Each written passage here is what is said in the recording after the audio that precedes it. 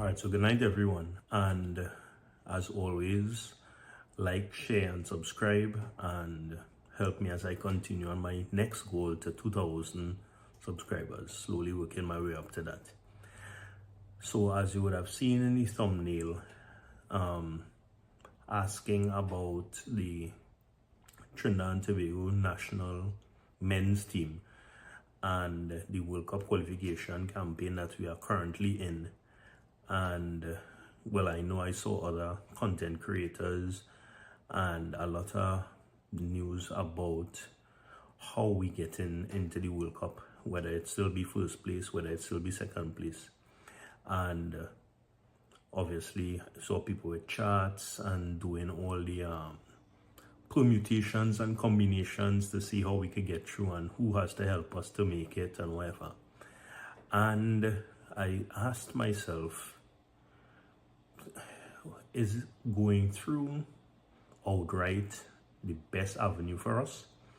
And then I'm also in a football group, and I saw someone posted something which is a little bit controversial, and funny enough, his name in the group is controversial.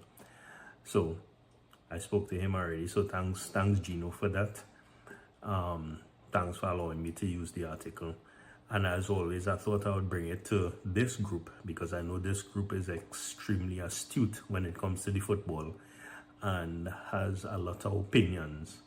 And I always love hearing the opinions in the comments, right? So he said that TNT are better off playing in the Confederation playoff for the World Cup qualification. So basically coming second and hoping that is second, which gets us to the Confederation Cup, Continental Cup, I think. So I'm just going to read exactly as he has it. Well, may make one or two changes because some things may have changed since then, but I would read what he has and then I would leave it open and really wait to hear any comments. So this is what he said. I know this is a controversial statement, but it serves us better qualifying for the playoff rather than straight to the World Cup. Here's my reasoning behind it. 1, we need more time to gel as a team and match experience. 2, York needs more time with the team and players, strategy, etc. 3, we can get international friendlies into our schedule before the playoff in March, which actually is happening in Mexico, the playoffs. 4, gives York more time for the law to be passed. Well, the law has been passed, as we've heard. Since the last Bermuda game, it has been mentioned, and I found out that it actually has been passed, the grandparent law, that is. So, and poaching players to get them into the squad for the final push in March. He has here poaching EPL players. I don't really know if we have EPL players because I know I'm pretty good at finding first generation players because obviously that information is on the internet. But when it comes to second generation, unless they post it on Transfer Market or I see it in a group somewhere and I start doing some research or it's on Wikipedia, then it's really kind of hard for me to find that information because somebody asked me, but just explaining how I do my little what I do. So 5, it keeps the team in prep mode, giving them camps, etc., which will prepare for the playoff, keeping us engaged and the players fresh and together. He says that is just my 2 cents. He doesn't think it is a bad thing and it may work out in our favor. Well, if we do qualify in November